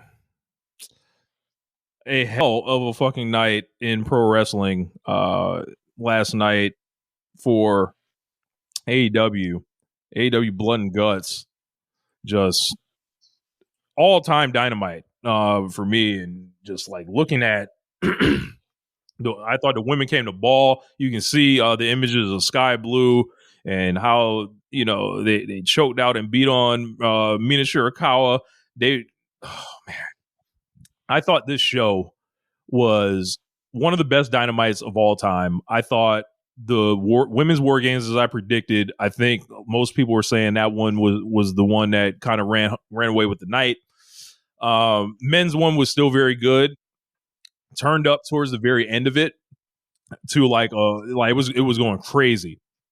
In a year where I thought maybe this should be the last kind of Blood and Guts or War Games for a while, just because I felt exhausted of them. I wasn't really excited to see it or anything like that. And then they delivered these 2 matches, and it was just like there might be something more to offer here, because like it seemed like the environment, and especially in the women's match, lended to as a litmus test for how over everybody was, how hard the women have worked on their presentations in their limited opportunities to get over as stars, just how they're all different and what they individually bring to the match. And I thought Sky Blue is, she got a lasting image forever. People have become fucking stars in this company for less. And Statlander coming out there with the whooping ass with the belt on. Mercedes has all the belts with her. Megan Bain going fucking crazy. The basically the Jim Crockett Promotions horseman angle to finish that women's match. It was just, I thought this match was incredible, bro. Willow Nightingale started it with she came out there as soon as she put the hair up, bro. I was woofing at the screen already. I was ready to go. Like, what'd you think? I thought the crowd was great too. I thought that I would like to see both of these matches. I thought highly of both of these matches. I would like to see almost like a director's cut or like a different version where like they get back into the truck and they recut like all the camera angles because I thought the camera direction like last night was horrendous for both matches. You you couldn't they cut away when people get like you just cut away and you cut back like wait, this person's bleeding, what caused them to bleed half the time. Like when they missed a spot where the power bomb that I think was Jamie Hayter took. Somebody was basically like in the far, when the middle section where both the rings are against each Yeah. other. Like the part they were away from the ring. Someone got power bombed and they just didn't even show it. And I was like, okay. There's a million of them where these missed stuff, and I just like I can't believe you guys are missing this kind of shit. And then, like you can tell they're important spots. You hear the crowd ooh and ah and lose their minds. Like you're missing the high spots. I thought that, like you mentioned, like I thought that they were fucking with time. By the way, when it comes to the women's thing, like I noticed that Just Robert said, contestants will come in every few minutes, and then like on I forgot which one it was, but one of either Justin Roberts said 5 minutes or a few minutes, and then like when the graphic said 5 minutes, few minutes, and they were obviously in opposition. I was like, oh, they finna play this. They finna play these Rumble games, these Royal Rumble games for like the time in actually 90 got the seconds or whatever commercial. else, right? And that's sure enough what it did, bro. There was a time when like they were 15 minutes in, they already had like 5 people in the ring. I was like, what the fuck? But by the time they actually got everybody in the ring, I thought the best thing that was done was the women's side because like they weren't they were already outside the ring, but they weren't like on the cage wrestling forever, and there wasn't like oh we're gonna bring out somebody that's not involved with this shit, pull somebody at the ring, and then we're gonna throw Darby into a fucking flaming table to get him off the table. Like that match actually made sense, and also they had the advantage of they did it right. Like they had the heels with the advantage in the match, as opposed to just I understand you had to make it different or whatever else, and then they did the swerve with Mark Briscoe injured to get the advantage back on the hillside, but like that was already halfway into the match or a few minutes or 15 minutes of the match. Like I get it, I get what you did, I get it to try to make it different, and then you turn tables and then all that kind of stuff. No, just if you're gonna do war games, keep war games as is. It's almost like baseball where it's like all the rules where it's done well. Like it's almost like a beautiful, perfect game. And the reason why all these things are there is to make this thing work in this way. Like it's like this perfect organism. And once you fuck with one thing, you fuck up a lot of things when it comes to it. I still thought both men's war game was good, but like the women's was better just for the fact that like it all made sense. You're watching, even if I thought the in ring work wasn't as good compared to the men, it just holds together better narratively to follow. I thought that While all the chaos is happening in the ring. I thought Marina Shafir came out of this thing looking like a superstar, bro. You could see that finish is fucking insane. It makes no sense, but it was awesome at the same time. Bro. She stomps into glass so it catches into her bare feet, and then she proceeds to stomp someone in the head to make them break up a submission. Keep in mind, this is the same people. This is the same set of feet that we saw like get thrown in the tax, and she didn't tough it up then either, right? Like it's whatever, doesn't matter. It's a cool spot. Cool spot wins. Yeah, bro. Like you could see it from her ring walk where it was like, oh shit. Like the last couple months have like, and her work in the Death Riders has like really elevated her to where it's like, yes, like you actually got to like fatten her in now. It's like I said this about like Swerve a long time ago. I think we have to see her. I think we have to see her have more. I think we have to see her have solid singles matches first before we get to that point. But yeah. Like she's definitely a factor. She's definitely over as like basically anybody but like Tony Storm in like Mercedes basically at this point. Yeah, like it's like yo, like whatever plans you had with them, like you got to rip them up to where like I remember I said Swerve after the Full Gear match where I was like I feel like a star was born. Like I felt like similarly like with Marina Shafir, I felt like no pun intended, the music, everybody was kind of rocking with it. It was ringing off. The ring walk, how she got the finish at the end. They play her music at the end. And then, like, you just saw, how much of a badass she looked like. Her coming out and doing the tag spot to Statlander too. That's also, or not beta tax, but beta nails. Sorry. Yeah.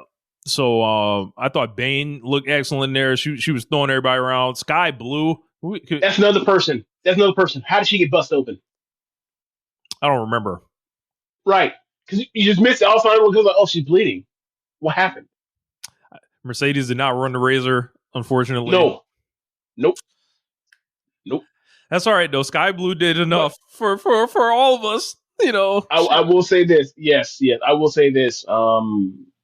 Like, regardless of whatever, wherever this ranks in the history of War Games, Blood and Guts, whatever you want to call them, like, this is definitely the best one. That was a road to match. This is a road to match.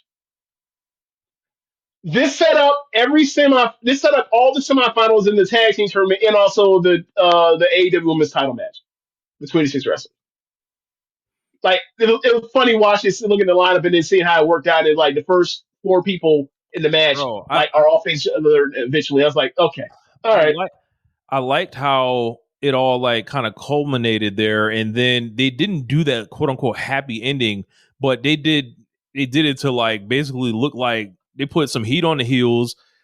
They look like badasses. It was the perfect finish. I feel like it was like I thought to where like, Toni Storm has to drop essentially, she's coming out there fucking looking ridiculous.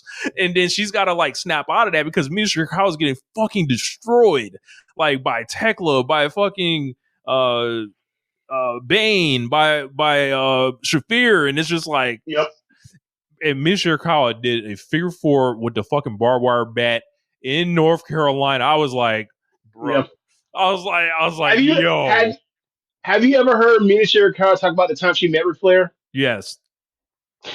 That's like, knowing that story's fucking hilarious. Cause like, all right, so for y'all that don't know, like, game shows are really big in Japan. So there was a time when there was a game show, I want to say like recently, in like last year or two, where they asked her, is Tanahashi, is Tam, is Saya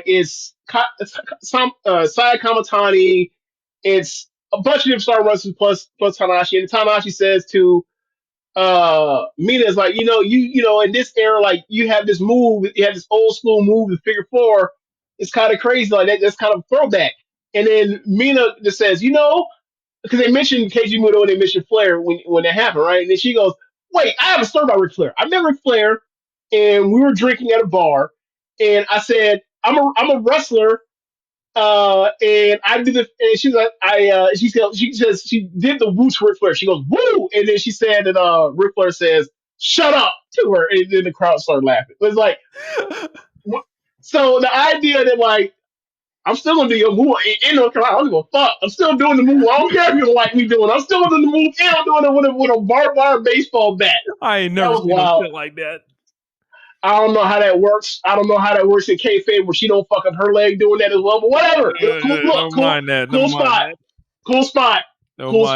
Speaking of cool spots, Harley Cameron with the pays off the puppet after damn near a calendar year with Mercedes. Brother, this puppet is the downfall of Mercedes every time. Like when she ended up in that cake a few weeks ago, it's because of why? Because the puppet pisses off Mercedes, right? And then here, the puppet, she pulls off the puppet, and she has brass nuts underneath, and she pops Mercedes in her and drops her. That's just fucking hilarious. This puppet is her downfall. If this puppet is the reason why she loses the AEW, or her shot at winning the AEW World Title at Full Gear, I'm gonna fucking scream. It's in play. This is gonna be the third time this happened. I can't say enough about like all the women in this match, like putting it on the line. We know that in the AEW, for whatever reason, when the women are allowed to go out there with weapons, it rings the fuck off. Like, they figure it out. Like, this is their shit. It's a lot of expectations as far as like, they don't expect the woman to bleed, and when they bleed, people just like can't. handle yeah. it. I mean, in a good way. I don't mean a bad way, in a good way. People got their booty holes tight, of course, off of this, and just embarrassing themselves. And it's like, brother, Well, they think someone's gonna bleed out from the head. Like, I think women, like, they've been dealing with blood, like a lot longer than a lot of y'all niggas ever. Like, I'm sure they got it, bro. They got it, bro. They can handle it. They got it. But man, I think this was just so well done. And it's very thoughtful. Yeah, like it was like I don't know who was involved with it, but I'd love to hear stories about how eventually they put it together or whatever, far in the future or whatever. But they took me from like feeling like, all right, man, I think we're kind of done with this whole thing here, but they showed like what it could be, and they weren't jumping off the cage. They weren't doing tons of, acrobats and, different things like that. And there wasn't a ton of intricate spots, but it was just like, nope, very basic. But it ain't gotta be strength of character playing off each other. And it's like, right. Strength of character and history. Yeah. So like these are the things like, I think the markings of a well-booked division, and it's like I can see the hierarchy kind of forming out of that, and then it's like, all right, maybe like a couple more of these, and like, maybe Sky Blue like actually elevates herself into something where it's like she's not like she's got a long way to go. Let's not get fucked up, right? But like, it's like, all right, are you gonna be a prospect forever? Like, or are you gonna jump out of that? She might jump out of that. So, but yeah, man, like when Bane and fucking Hater was going at it, and Bane and Statlander, it was just like, yo, sign me the fuck up. Speaking of Bane and Statlander, what the fuck was that spot in the corner? You know what I'm talking about, right? Which one? Jamie Hayter is against the bottom turnbuckle in one corner, and no, different one. She has that trash can lid that Willow brought in, and then the golden chair somehow gets to Megan, and Megan fucking hurls the golden chair into the trash can lid that is a trash can, which is paper thin, damn near, right into Jamie's face. And I was like, what the fuck is that? That just seems so dangerous and careless to me. And clearly, Jamie has no way to see that it was coming either. That's why I was like, yeah, I've seen people throw the chairs at each other's heads, like they see it coming. There's no way she saw that coming. I was like, what the fuck is this? It was crazy. It's insane. There was a part where Mercedes was like throwing them out the cage, and they were like falling down the steps. Like, that shit was crazy. Jamie, the first one she threw was Jamie, and no. I'm sorry. The first person she threw was Jamie. That was really bad, right? And the second person she threw was Harley Cameron. Harley Cameron was like, okay, she clearly has control of herself going down. And then the third person she threw was Statlander. I was like, God. Statlander was not as bad as Jamie. I was like, damn, she the ones that the biggest women that she threw all got fucked up going down the stairs. I'm like, damn, she's trying to, I don't know what she's trying to accomplish here, but she's out here putting her hurry going with these stairs. It was bad, bro. But yeah, man, like, Mercedes and Statlander, they did that big spot off of the Samoan drop off the table. They both got taken off the table. So yeah, like, this all put together, like, this shit was just a road to the setup for the tag match tournament and also the TNT title, or sorry, not TNT, the AEW Women's World title full gear. All that shit was set up full gear. Yeah, road to, really good road to nonetheless. Heels got the win. Like, if you guys didn't see this, please, very well done. Please watch that finish and then like just feel the energy from the match. Finish. Like, it's so like. It's one of the best. It's a great finish ever done. It not only is a great finish. I don't know when Marina and Toni Storm see each other, either with the tag team belts or after this. but like they got to have some type of match that like is the result of what happened inside of Blood and Guts. That's how well it was done. Mercedes passing out all them belts for everybody to use one, bruh. That shit was funny as shit. I love that part. But yeah, man, like as far as Heyman and Hobbs, they had a Falls Count Anywhere non-title match. And they brawled around the building, and that, bro, I said they was gonna lock in, they was gonna hit each other hard, they was gonna drop each other off shit. Hobbs took this fucking insane back body drop off the fucking announce table. The finish itself, where I believe Hobbs got knocked like off the, I don't know what the fuck, into like an electrical table or whatever. He got knocked off the balcony and fell through like a table that was set up and rigged to be like that looked like it was a like electrical production like board or whatever else. Yeah. And then like the lights started flickering as if like the power went out. It was awesome. Yeah. It was awesome. Yeah, this match fucking ruled, bro. Like this was like go out there and be brolic, go out there and be tough. One of Heyman's best matches is Heyman versus a Hoss muscled up motherfucker. Him versus Archer. Wasn't there a Warlow match that was also awesome? Yep. A TV match. Yep. Am I like? Yeah, man. It's just he's really good against like the monster of the week or whatever else, or big brutes. Like he's really good at it. He really is. Just another example. And yeah, man. Like people talk about, or not people talk about. That's not actually a thing. I'm about Bill Strawman on accident, but like the upgrade in the ops from Hook to Hobbs is like outrageous. Found money. Outrageous. It went from like, hey man, why do I have these two wrestlers that I like having to basically babysit to like, oh, there's somebody that actually has a future in this business. And like Hobbs is a hard worker, man. Like he's not like some super flashy dude, but like there's a dude that is always there, like when healthy, to give a good match. He's not here to have necessarily class or whatever else. It's not necessarily him, but like for his size, what he brings to the game, he stands out and he's different. And like I always want to see like AEW there'll always be a place in AEW for Powerhouse Hobbs. Always. I ain't never seen a time where Hobbs has been in the ring with like one of the top guys and even be like, you know what, I don't want to see that. It's always fun. At the worst, outside of the time where he fucked up his knee with Moxley, it's always worked out. Yeah.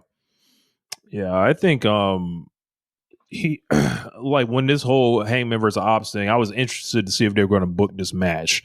And it worked out like as much as possible. And I thought about, as you mentioned, the Moxley thing, the match that he had with Moxley at the beginning of this year, like when they came back and finally did it. Anything that was wrong with that match was not Hobbs' fault, like at all. Yeah, it was a bad thing, bad presentation of what Death Riders was doing at that Death Riders was doing at the time. Yep, there's too much interference, too much heat. So, what was I going to say? Now, looking back at it, now that we got the instant rematches, basically with Joe and Hobbs, Joe and Page. What was the other rematch that we also getting on this card? Mark Briscoe, Kyle Fletcher. Mark Briscoe and Carl Fletcher, no DQ. Like I mentioned, the AEW World Title being still Cage. Like I feel like for the way that like particularly that the Joe stuff started, that program started with Page. It had every week from station to station has gotten more interesting and gotten better as it's gone along. And at the beginning we were like, I know, but I just mean as far as like it started with like, why is Joe so mad? To now it's like, oh, he's turned heel. They had the match, turn heel. You get this, you get like the Shivani stuff involved. you have this match. Now you have the Shibata match. Like it's been a really good TV match or TV program. It really has. And like I wasn't expecting that. Like I wasn't expecting the way it started to end up to where like it's gotten better. So, whatever my reservations were at the time when it happened, as far as like it just seems like it came out of nowhere. Like, yeah, it came out of nowhere, but like it built towards something. And that's, when you it's one of those things that kind of goes to show you like when you have an opinion on something, be open to it changing your mind. Not saying that y'all were, people are listening or like that, but like just, sometimes people like Hangman Adam Page deserve the benefit of the doubt when he does something. Because he's fucking awesome. Yeah. Yeah, it's like people gotta shut the fuck up, man. Like, look, there's gonna be people returning soon that are coming off, time off and stuff like that. Like, there's gonna be even more stuff that's like it's gonna be lit, like relatively soon. So, like, I'd lock in. I'd lock in if I were you. Look, man. Kenny Omega has decided to use one of his days off or one of his days off to show up to AEW. Allegedly, he's coming next back week. Next week. Allegedly, I know. That's why I said that. Yeah, he's gonna be on the 3-hour thing. Like he's gonna be there. He definitely gonna be there. Now the question is, will he be able to leave on his own accord? Like, will he not be carried? Will he be stretched off this time or not? Or will he be able to walk away? We'll see. We'll see. Yeah. Can I just get Kenny in the Continental Classic? Can I please? Brother, there's no way that's happening. That man can't be risking that. That man he's not working the dome, so that's a lot to ask. That's a lot to ask. See, if you want Kenny Omega to come in Classic, then you gonna fuck around to get like some goofy shit like what they did to the G1 and the Grand Prix. Was like there's no 2 blocks, it's 4 blocks. So we only got to wrestle 3 times or 4 times, shit like that. So no, for the sake of the tournament, don't do that. Don't do that.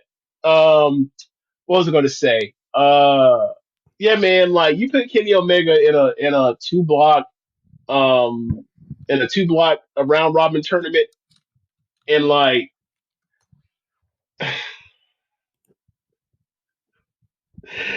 that man's intestines is bound to be jumping like Michael Irvin in Miami. You can't be doing that, bro. It's I think we passed the point of asking that man to wrestle that much that often. Can't. Like, the only way I can imagine it is like, because you know how it is with his dates, because you got certain select amount of dates. Like Tony Khan was saving them shit up like rollover minutes. Yeah. On the cell plane is like, yo, we gonna send you home. We gonna send you home because we finna run you to the ground in December. We gonna work you. Yeah. We're gonna run this man. We're gonna treat this man like he's John Henry. We're gonna treat this man like he's Eddie George of the Tennessee Titans. We're gonna treat this man like he's Cadillac Williams in his rookie year for the Tampa Bay Bucks. Adrian Peterson. No, he's gonna work him to death. We just gonna work him to death. Like, bro, to this day, there are people in the Tampa Bay area that believe that Cadillac Williams would have continued to be a multiple time Pro Bowl level running back if not for Dron Gruden having the man lead the league in carries as a rookie. There are people to this day that believe he would have continued to be a multiple time. And that man, he was never a Pro Bowler after that. So nah, man, like they ran that nigga into the dirt. They treated him like he was oh my God, what's your boy's name? Damn. Whatever. Forgot the joke. We can move on. But they basically gonna give Kenny Omega 400 carries. Can't handle that, man. Can't handle that at this stage of the game. It'd be inhumane. So Ricky the Dragon Steamboat came out there. Yes. With Ricky the Dragon Steamboat is an all-time terrible promo. I don't know what the fuck he was talking about. He lost track of what he was gonna say. I don't know what he was doing. He started looking around the crowd. I was like, is it breaking in and out of kayfabe? He was like, because, Flair was supposed to do this shit with him or whatever. So at the last minute, they handed the mic to Steamboat. And it's like, this ain't never been Steamboat's thing ever. did they remember at the last second that like we don't put Ric Flair on TV no more because like his thing's no longer there? Is that what happened? Did they No. forget? So Ric Flair, I think, had a torn rotator cuff and he was in pain, so they pulled him from TV. He just appeared for the crowd. Oh, 'cause remember that was the excuse when they were putting Flair on TV back 2 years ago. Like, oh, we're doing it just for Sting, for Sting. It's like, oh, okay, Woo Energy, sure. But Steamboat, he's going off, and this shit is going long as fuck. And then FTR's music hits. I fucking immediately start laughing. I was like, these JCP motherfuckers, like they saw Reed Steamboat and came running like marks, like. So that's the first thing I saw. But then, did you see Collision? No, I did not collide. No, sorry, 2 weeks ago. Collision, not last Saturday, the Saturday before. So they had no, the promo they had and both promos are funny. Both promos are funny. So I'll put in connection. So basically FTR has gotten to this groove now where it's like we come out and we find somebody that the crowd likes or should like, and we just insult the shit out of them, and then we go from there. And they've been fucking fantastic at it. So like they did one with Bandito's grandma. Yes.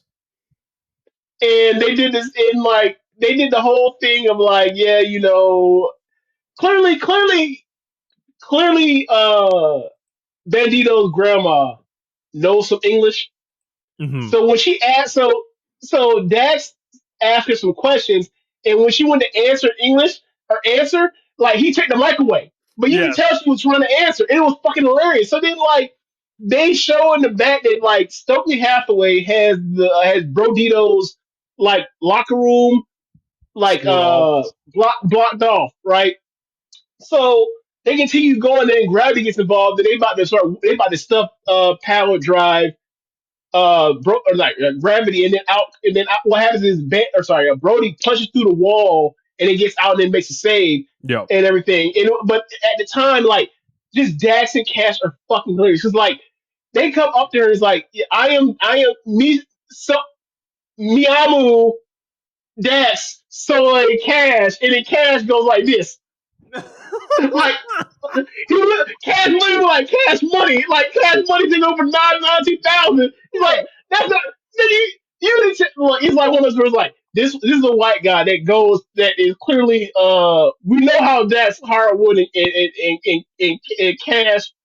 Like we know how they vote. We also know that them boys be out here going to these Mexican restaurants while voting that way they vote. That's what it screams to me. Like this whole segment is like it's so nasty. And like that happened, and then you get to here where it's like they just being dicks. They being dicks and cutting off and interrupting Steamboat, and Steamboat got to stick up for himself. But then it turns into like it's gonna get physical and everything, and then like they make the save. But like I just love what these two are doing, bro. Like, this is awesome, bro. Like it was so funny with Dax was just like cutting them off and like talking about how great they were and whatever the fuck, like. And then he said, you trained me in pro wrestling. You taught me things like, well, you never taught me shit, but like, you taught me you saved my money, but like, you and Flair broke and be showing up at the show and these things all the time. Oh my god, hey man, like, why didn't Floyd never tell us how good FTR was? Rich, I gotta say something to you, bro. Ever since this year, ever since I started watching Collision on a consistent basis, I gotta say, man, I have turned into an FT arsonist. I'm sorry, bro. I love watching these things, bro. They're great. Ever since they turned on Edge, they have been doing the best shit they've done on a consistent basis on AEW television. They need to go out there and have a match, or Dax go out there and have his run of really good or great singles matches. But this is the best. This is the best match I've ever been in AEW on a consistent basis. Like they go out here. Look, there's a problem. We go out there and solve it, right? You can't get a finish in the ring in London. We'll do the job. We don't give a fuck. Yeah. Time for all-star tag matches with the Young Bucks. We'll go out there and do it. They've been great this year. Yeah. So if only that Floyd Johnson would have told us, FTR real good when they don't be bitching and crying no more. Basic. They would have been appreciated so much more if they had stopped, if they had never been doing all that kayfabe crying. Associate yourself with CM Punk. Hell, speaking of that, right? When all that shit was going down, what did they do? We'll do the matches. We'll go out there and be the bridge between Punk and the rest of the locker room with Punk shit or whatever else. Even though we started from them, we'll be the guys to be like, we'll make it to where people can actually stomach him. They've been playing nothing but good soldiers for this company for years. It just ain't whiny online. Yeah. I think they've even cut that back, honestly. That's what I'm saying. That's what I meant by that. Like, they real good when they ain't whining online. Once they stop doing that, you can be like, great. We ain't got to hear the crowd no more. You just appreciate them. And then they turn on edge. And it's like, they on a new level now. They really are. Yeah, man. No notes. Everything they doing is making me chuckle as heels. Are they cool heels? No, because they them. Then we got the men's blood and guts. As we mentioned, another great match. Darby Allin, the highlight of this thing, getting slammed through a table of fire. Gabe Kidd appears again. Sets this whole thing up. And roll. Bro, this nigga Pac.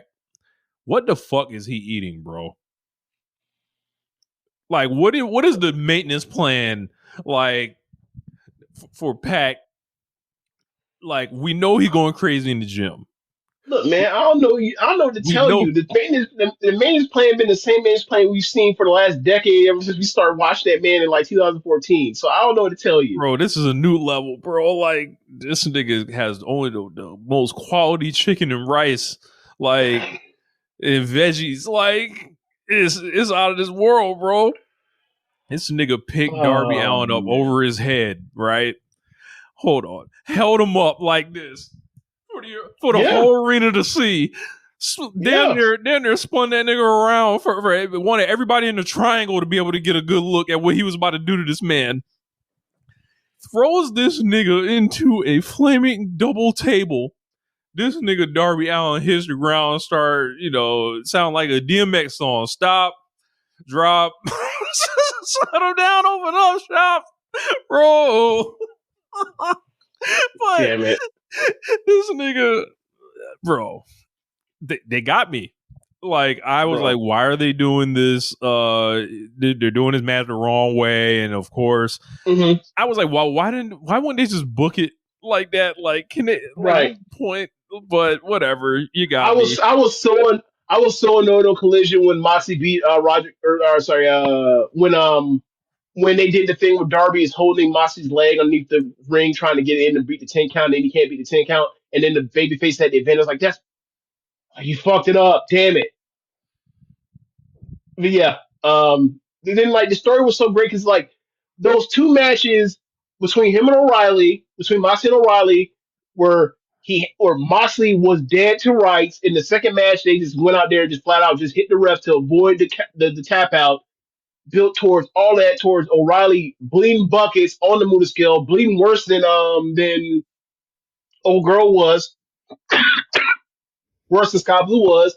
Then in the match, he actually gets the tap out on Moxley. That was awesome. That's like the best thing or the most like the biggest moment that like O'Reilly's had in AEW. Yeah, like, and it was like, I thought Roddy was great. Like, he was just like, you think about like the quintessential, the essence of Roderick Strong, right? Is this motherfucker that wrestles fast as fuck and hard as fuck or whatever. And then the nigga's like, fuck it, I'll get in the ring. Like, I'm backstage. This nigga runs to the ring, sprints out there, and he's working like a madman in this thing the whole time.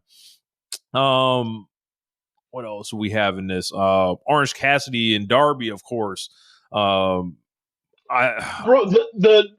spot with the staples, in the hands in the pockets, because it's like, Orange Cassidy wants to be funny and do the thing he always does, and then like myself, all right, I got something for your ass, staple, and then the end, he gets out of it, by ripping his hands out of his pockets. I was like, that's really well done. Like, because of all the matches we've seen over the years, like whether it was BCC or it was Death Riders of Claudio and Moxley versus like Darby and Orange Cassidy and Pac versus Moxley and Claudio, is like they had all this history, and then you had the history of Orange Cassidy and Yuta and all that kind of stuff. It's just like they just, because of the long form stuff over the years, and then like what they've been going through back and forth for the since they retired Danielson, is like this emotionally was fitting for Blood and Guts, right? Like as far as like a build or whatever else, like it was way better or more appropriate of a build towards the Blood and Guts than the women's was. But like they did some kind of experimental things, and like the women were able to have a more traditional Cisco version of, or not Cisco, like a more fitting version of a finish for Blood and Guts than the men did, but or a better one. But it's still just like it's amazing. It's just cool, really cool to think about like all these different parts. Like, bro, you mentioned Darby getting thrown by Pac. Like, Pac was been like, "Oh, you threw Darby? All right, well, like before you do that, Claudio was like, let me throw him like 5 times. He threw him like 5 fucking times in that. He threw that nigga ring to bro. ring. Yes, like there's also a spot where like Claudio wanted to pick up this big authoritarian motherfucker. He went to go give a superplex. Like he grabbed Orange Cassidy and like from the floor, ripped him out the sky, and was about to give him a superplex, and then like Orange Cassidy turned to a stun dog millionaire. It was like this had a lot of cool stuff. It really did. John Moxley like, getting in the ring and channeling his inner Eddie Kingston, just hit you with the fork, hit you with the fork, hit you with the fork.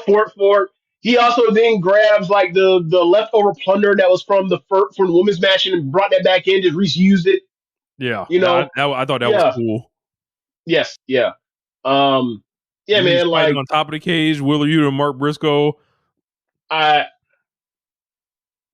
I could have done what that was. I didn't know what the purpose of that was outside this to change the way it looked. And also like once you do that, once you get the visual of that, then it's like okay, nothing else in the ring where most of the people are, that most of the action matters. Like the camera is like constantly wants to go back up as opposed to what's happening inside the room while it's happening. Yeah. Bro, when Curry Go brought up John Moxley's anti-air fork might be better than Okada's anti-air drop kick. Oh, yeah. Darby out of midair. Yeah, the nigga Darby tried to go out here. Yeah, I got a cough drop for you. Nah, nigga, you a kebab now, nigga. You stuck into a fork. You just yeah, man. It Darby Allin. Yeah. Like nigga, you are a meatball now. Bow, just stuck on the fork. Yeah. Awesome. Amazing. Excellent night for AEW. Like that's like one of those shows that you need. Like this is normally reserved for pay-per-view. It seems like I was on the show last week talking about the difficulty in watching a show where you feel like it's just okay every week or it's just good every week. Mm-hmm. Like it's not, I can't come on here and rip the company up to shreds. That's fucking easy, right? Mm-hmm. And then I talked about the other side of that is singing the gospel, how we are tonight of like, yo, this is what this shit is capable of. And when this shit rings off, this is why I love pro wrestling. Yep. And like they broke out of that middle zone tonight. So they were able because they were able to work off the strength of their own branding, right? Like them having blood and guts means something every year on the calendar. This is the first time it wasn't like exactly in the summer, but like when they name Blood and Guts for the year, it's going to be something that's worth tuning in for. And particularly in this time of the year when it's like you have the back-to-back pay-per-views or pay-per-views every single month, and it seems like the stuff that would be on TV is being put on pay-per-view for a good reason, but it hurts the TV.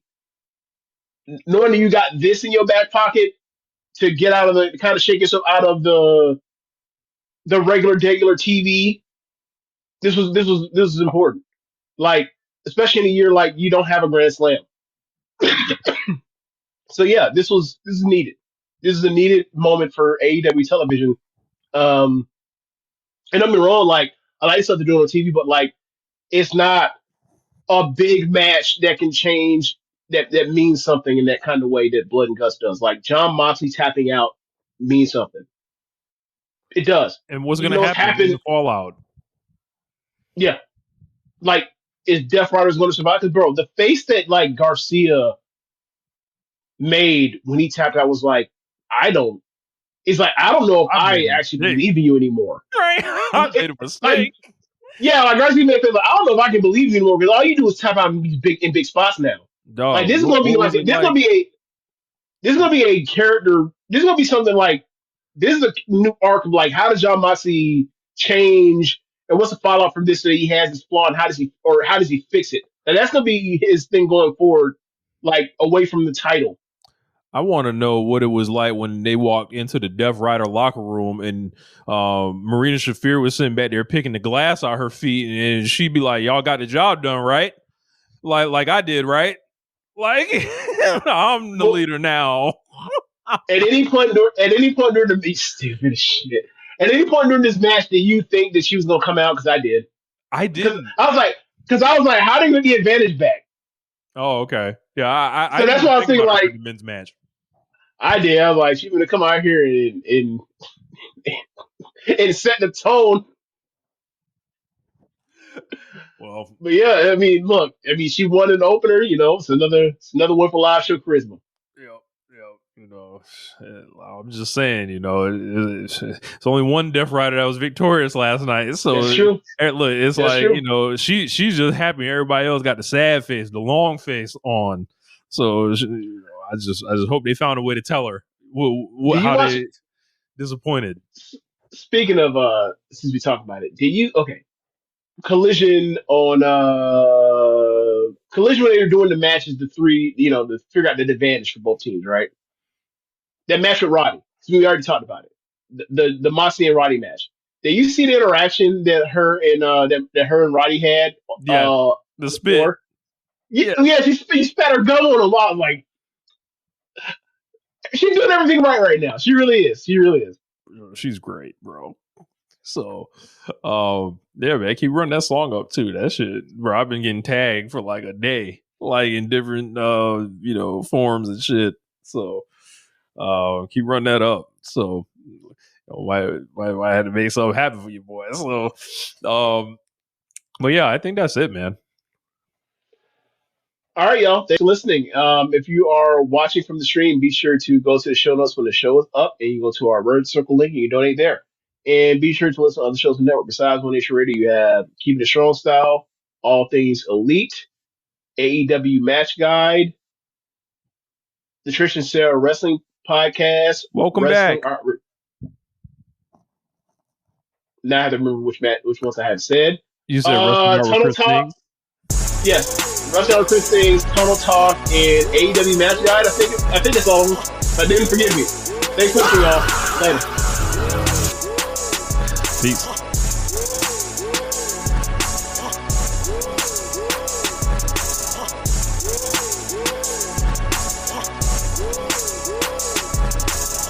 If you're a podcast host, listen up, this one's for you. My name is Allie Jackson. I'm the host of Finding Mr. Height, a dating and relationship podcast that I've been doing for 4 years now, sharing my positive and practical approach to dating that's built on my own life experience. And I wanted to share another experience that I've had, my secret behind monetizing my show. It's called Red Circle, and I was just telling my colleague about how much I love their platform. With Red Circle, not only am I getting a seamless hosting experience, but I also love the support I receive in ad sales. It's not just typical ad sales either. It's targeted opportunities based on my show and my life. And the platform is super simple. You just set your preferences and Red Circle matches you with sponsors that align with your show. You can vet every opportunity and their platform gives you great analytics. More recently too, my Red Circle team has brought me opportunities outside of my podcast on social media to really augment the podcast partnerships, bring them full circle. I just can't recommend them enough. If you want to give it a try, go to redcircle.com to get your free trial. That's redcircle.com for a free trial.